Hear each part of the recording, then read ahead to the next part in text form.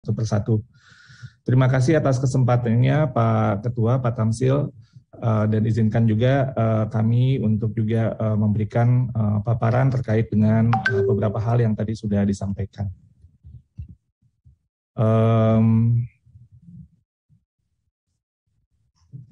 Sudah terlihat ya Pak ya? Pak Zain udah terlihat ya Pak Zain? Nah, sudah terlihat Pak. Terlihat jelas Pak. Terlihat Pak. Pak Tamsil. Ya, terlihat Pak. Baik, oke. Ada dua bagian paparan kami, Pak Tamsil. Pertama terkait dengan seleksi guru P3K dan kemudian juga terkait dengan tata kelola guru secara umum, termasuk tadi data-data kebutuhan guru yang juga sudah disampaikan sebenarnya oleh Pak Zain dan Pak Prof. Ali Ramdhani. Pertama, kita ingin menyatakan bahwa pemerintah telah berkomitmen untuk terus meningkatkan kesejahteraan guru honorer, terutama pada sekolah negeri melalui seleksi guru pegawai pemerintah dengan perjanjian kerja atau P3K. Kita mengharapkan ada peningkatan kesejahteraan dan perlindungan untuk guru-guru kita, lalu juga pada saat yang bersamaan akan memperluas kesempatan mereka untuk peningkatan kompetensi. Rekrutmen yang dilakukan dengan ASN P3K tentunya memperjelas status guru-guru kita sebagai aparatur sipil negara dan akan meningkatkan kesejahteraan dan perlindungan dan akan mengangkat yang semuanya kita cita-citakan bahwa profesi guru adalah profesi yang mulia dan terhormat. Lalu kemudian dengan mendapatkan status ASN atau aparatur sipil negara, maka guru-guru akan bisa mendapat lebih banyak untuk meningkatkan program-program peningkatan kompetensi sehingga ujung-ujungnya semua yang kita lakukan haruslah berdampak kepada peningkatan kualitas belajar anak-anak kita yang ada di sekolah. Jadi ujung-ujungnya semua yang kita lakukan adalah untuk murid-murid kita. Dari ini latar belakang dari kebijakan ASN P3K ini, Pak Ketua dan Bapak Ibu semua, kami melakukan sebenarnya analisis dari awal ya, dari akhir tahun 2019 lalu di awal 2020 untuk melihat permasalahan dari tata kelola supply dan demand guru-guru kita secara nasional. Dan ini memang sebuah kondisi yang sangat tidak optimal. Tidak terjadi sebuah mekanisme yang cukup balance antara kebutuhan guru, kebutuhan rekrutmen guru dengan supply guru.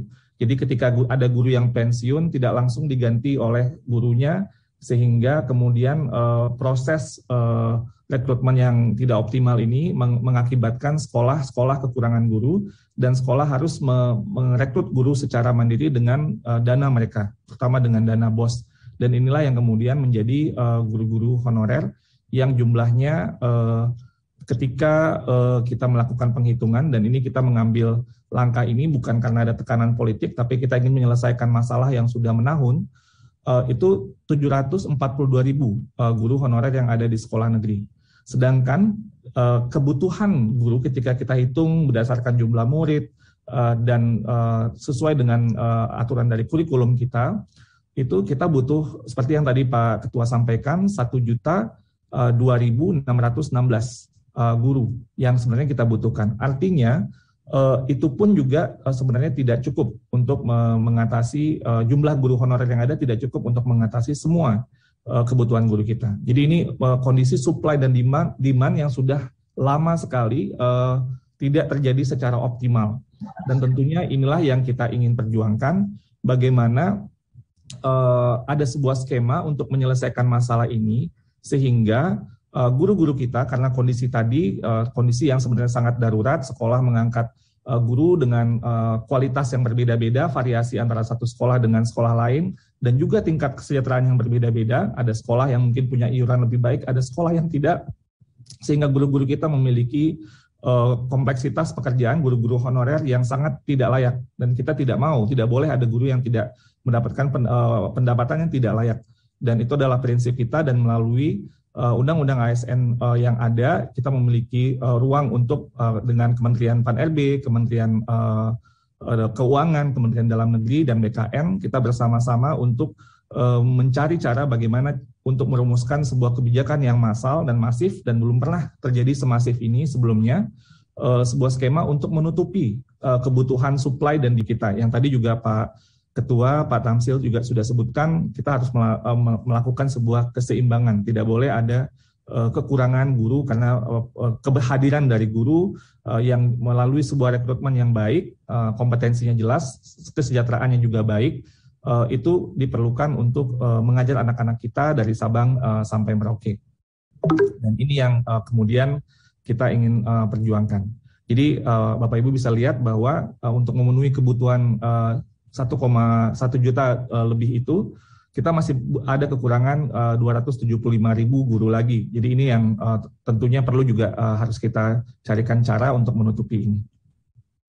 Nah, apa yang menjadi keuntungan ketika guru menjadi guru ASN, aparatur sipil negara P3K? Pertama, mereka memiliki skema pengangkatan yang jelas. Mereka tidak lagi diangkat secara mandiri oleh sekolah, tapi oleh pejabat pembina standar ASN sesuai dengan Peraturan Presiden 98 tahun 2020 sebesar sekitar 2,9 juta per bulan. Adanya tunjangan melekat, lalu hak untuk mendapat penghargaan, perlindungan, peningkatan kompetensi, juga mengikuti sertifikasi dan tunjangan profesi ketika sudah memperoleh sertifikasi dan peningkatan nanti untuk jenjang karir. Inilah kondisi kerja yang tentunya yang minimum yang kita inginkan ada untuk guru-guru di sekolah kita. Nah, dari proses yang terjadi dari akhir tahun 2020 ketika kami mulai untuk mensosialisasikan kebijakan ini sampai juga langsung coaching klinik dengan masing-masing pemerintah daerah untuk memastikan jumlah formasi, kebutuhan, dan lain sebagainya, mencocokkan data. Masih ada 35 pemerintah daerah yang tidak mengajukan formasi guru P3K seperti yang tertera di slide ini.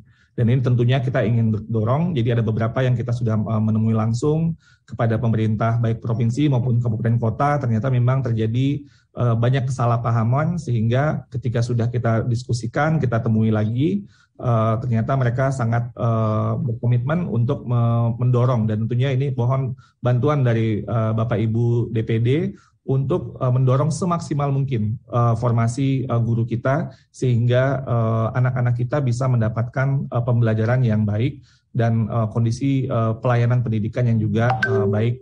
Minimum kondisi pelayanan juga itu harus kita jaga. Nah, walaupun dengan semua dinamika yang terjadi dalam tahun 2021 ini, skema ASN P3K tahun ini merupakan sebuah rekor, sebuah prestasi formasi yang terbesar dari beberapa tahun terakhir ini. Bisa dilihat dari data yang ada di tahun 2017 itu hanya 6.000 sekian, 2018, 2019 itu sekitar 77.000 dan 90.000, dan di tahun 2021 ini meningkat 5 kali lipat lebih, mungkin 5,5 kali lipat dari tahun 2019. Dan kita tentunya harapkan di tahun depan dengan semakin membaiknya komunikasi dan dorongan semua pihak, tahun depan kita akan lengkapi semua kebutuhan baik dari guru-guru dari Kemendikbud maupun Kemenak, sehingga sekali lagi ini akan bisa membuat sebuah kondisi pembelajaran yang lebih baik. Pada saat ini juga kita ingin melakukan sebuah sistem yang demokratis di mana semua guru honorer dapat mengikuti seleksi. Jika mereka mengajar di daerah tanpa yang tidak ada formasinya, mereka tetap masih bisa ikut dan mendaftar untuk misalnya untuk daerah lain jika mereka menginginkan, dan itu bisa dilakukan.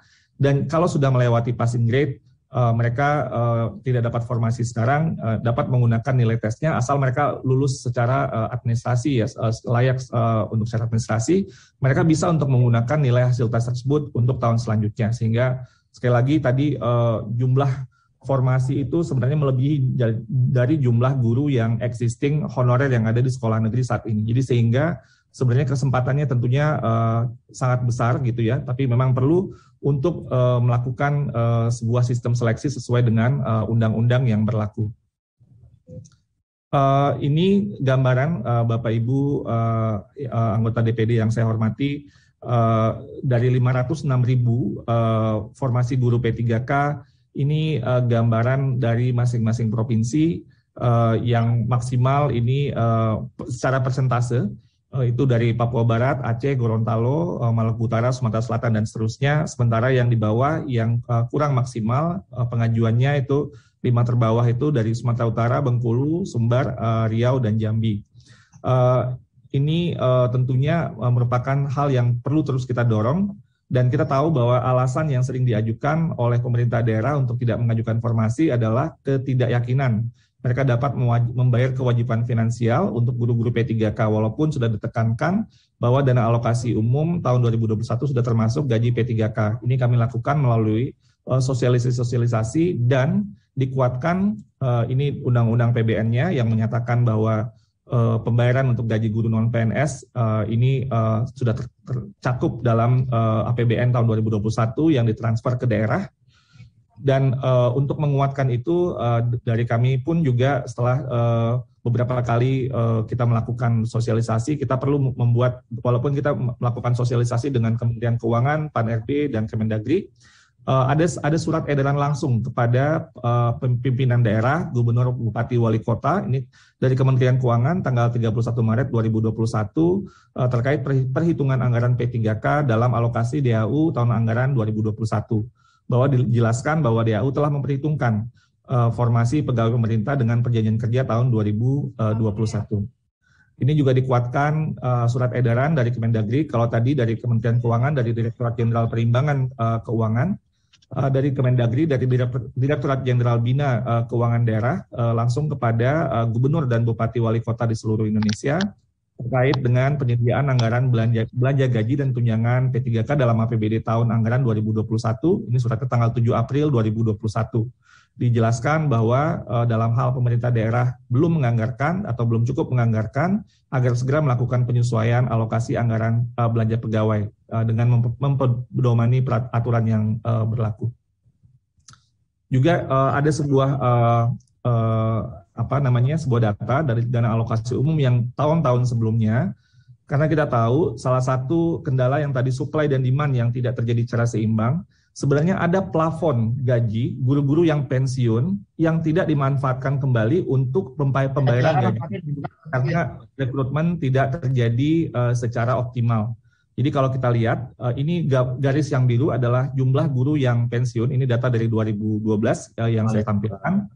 Guru yang pensiun terus naik di garis yang biru, sedangkan guru yang direkrut di garis yang hijau itu terjadi tidak sama, tidak setara. Sehingga ada ruang fiskal sebenarnya dari alokasi gaji yang ada sebelumnya dari guru-guru yang pensiun yang kemudian tidak dimanfaatkan untuk pembayaran SDM atau gaji di tahun itu dan tahun-tahun sesudahnya. Jadi ruang fiskal ini sebenarnya ketika kita tahu secara APBN terus naik, maka transfer pendidikan yang 20% secara konsisten itu juga tetap dan akan naik, dan itu sebenarnya ruang fiskal pun itu ada. Dan kalau kita lihat juga sebelum tahun 2012 ini juga ada guru gap antara guru yang pensiun dan atau guru yang direkrut sekitar 750.000. Tapi ini data yang saya tampilkan 2012 saja dari sekitar 9 tahun terakhir, 9-10 tahun terakhir, yang bisa mungkin jadi catatan juga bagi kita semua.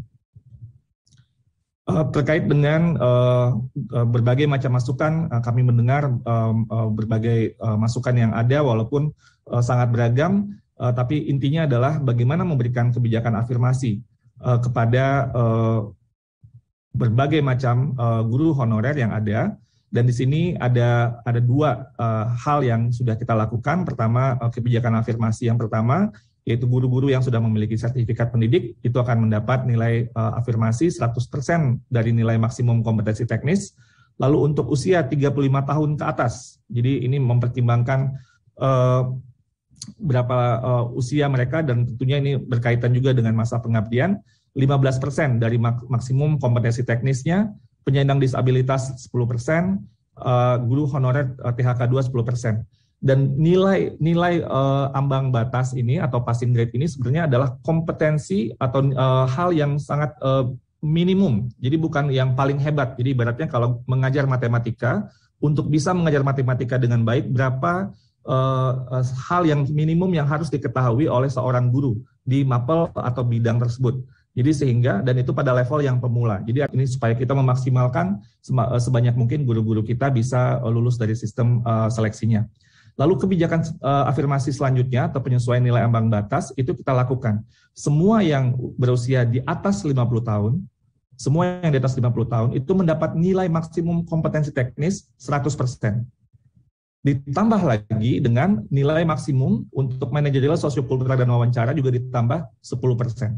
Sehingga ini membantu kepada guru-guru yang tentunya sudah sangat lama mengabdi untuk bisa terbantu untuk kelulusan passing grade dan mendapatkan formasi. Lalu untuk selanjutnya, penyesuaian nilai ambang batas juga dilakukan kepada semua peserta seleksi. Ini mendapatkan nilai sebanyak 10% dari nilai maksimum kompetensi teknis. Jadi ini adalah kebijakan afirmasi yang kita lakukan untuk menunjukkan keberpihakan pemerintah terhadap bagaimana kita bisa memaksimalkan guru-guru honorer yang sedang berjuang untuk seleksi ASN P3K ini. Dan juga sebagai tambahan kita juga menyatakan bahwa kita mendorong supaya karena tidak ada sebelumnya sistem seleksi itu yang sampai 3 kali coba, dan sekarang kita mendorong kalau gagal di percobaan pertama bisa yang kedua, bisa yang ketiga, dan ini yang ingin kita lakukan untuk memaksimalkan sekali lagi kesempatan guru-guru kita. Jika masih gagal, ayo belajar lagi supaya bisa lebih baik lagi dan seterusnya sehingga bisa berhasil untuk mendapatkan formasi. Nah, di tahap pertama ini, Bapak Ibu anggota, ketua dan anggota Pansus yang saya hormati, sudah terdapat 173.730 guru honorer yang lulus formasi pada ujian pertama dan segera akan diangkat menjadi guru ASN P3K. Ini dari total 322 formasi yang tersedia di ujian pertama ini. Kita khususkan untuk guru honorer negeri di sekolah induknya, kecuali kalau dia tidak ada di sekolah induknya dan ada formasi yang tidak ada pelamarnya dari sekolah lain, itu bisa dilakukan. Tapi guru honorer di sekolah negeri yang kita utamakan di tahap pertama ini. Dan ini sudah 53,8% dari guru-guru yang ikut dari formasi yang tersedia di tahap pertama ini yang sudah mendapatkan, sudah terisi. Dan ini merupakan angka yang cukup besar. Ini sudah jauh melebihi dari tahun 2019 sebelumnya, dan bahkan nanti masih ada tahap kedua, tahap ketiga yang kita terus berharap akan lebih besar. Nah, pada ujian pertama ini masih ada sekitar 183 formasi yang masih kosong. Ini di daerah-daerah yang terpencil seperti di Nias, Halmahera Utara, Barito, Timur Tengah Selatan, Halmahera, Maluku Barat Daya, Halmahera Barat, Selatan, Nias, dan sebagainya. Ini merupakan daerah-daerah yang masih banyak sekali formasi yang kosong karena memang guru yang ada di situ mungkin tidak ada atau mungkin tidak linear dengan formasi dengan yang dibutuhkan oleh sekolah tersebut. Sehingga nanti di tahap kedua formasinya akan lebih banyak lagi.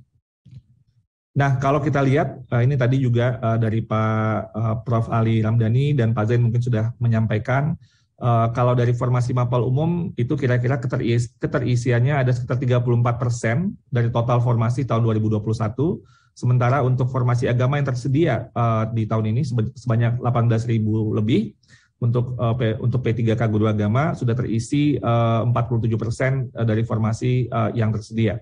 Sekali lagi ini baru tahap pertama dan kita terus mendorong dan mengharapkan lebih banyak lagi yang akan lulus di tahap kedua dan tahap ketiga. Itu sekilas tentang perkembangan hasil atau seleksi ASN P3K sejauh ini. Nah, selanjutnya terkait dengan data guru yang dapat kami sampaikan adalah ini adalah data guru sewah Kemendikbudristek. Ada sekitar 2,7 juta guru kita dan 275.000 kepala sekolah dan 24.000 pengawas sekolah. Ini jika dilihat PNS dan bukan PNS, kalau dari guru 2,7 juta itu terbagi jadi 1,2 guru PNS dan 1,5 guru bukan PNS, dan kepala sekolah ada 182.000 lebih yang PNS dan 92.000 lebih yang bukan PNS. Kalau pengawas ini PNS semua.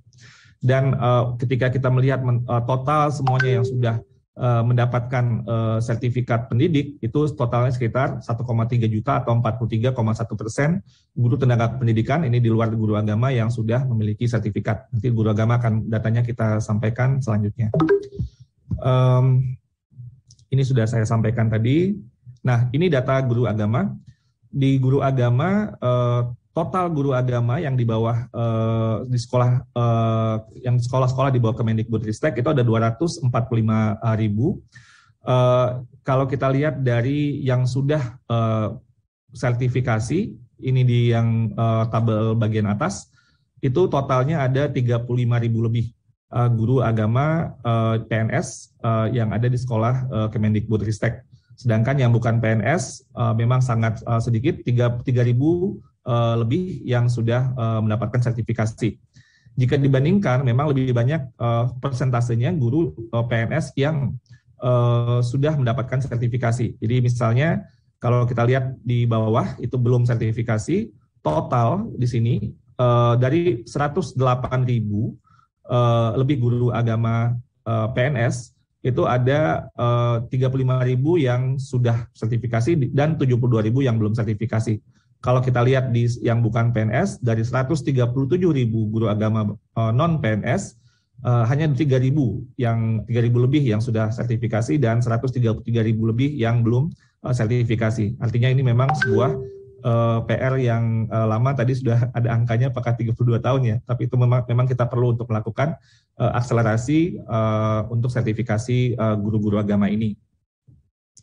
Ini mungkin data yang lain, ini secara kita lihat negeri dan swasta, tapi juga secara agamanya dari 245.000 lebih, itu ini gambaran antara negeri dan swasta dan juga agama Islam, Katolik, Protestan, Hindu, Buddha, dan Konghucu, sehingga secara total guru agama yang sekarang yang ada existing di sekolah Kemendikbud, guru agama Islam ada hampir 200.000, 196.000, guru agama Katolik 13.000, guru agama Protestan 28.000 lebih, Hindu 5.000 lebih, Buddha 1.000 lebih, dan Konghucu 14 orang.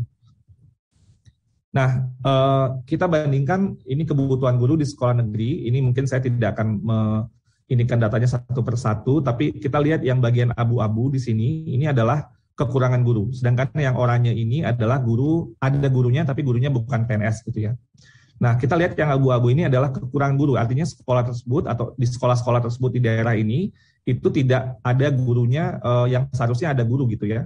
Dan ini daerah abu-abunya dibandingkan, kalau sekarang saya pindah slide ke guru di agama, nah ini abu-abunya sangat besar gitu ya. Dan ini akan menjadi tentunya catatan untuk mendorong bagaimana persentase guru-guru agama kita di sekolah negeri ini bisa dibutuhi. Total kebutuhannya itu ada 350.000.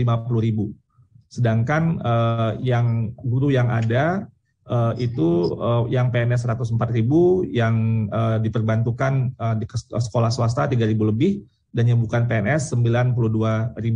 Sehingga kemudian totalnya kekurangan ini saya mau memberikan uraian data bahwa guru-guru yang kita lihat mungkin di sini dari mungkin kalau SD memang yang paling banyak 100.000 lebih, SMP nomor 2 banyak 22.000 lebih, SMA 9.000 lebih yang nomor 3 yang paling membutuhkan, dan SMK 6.000 lebih gitu ya, SLB 1.000 lebih.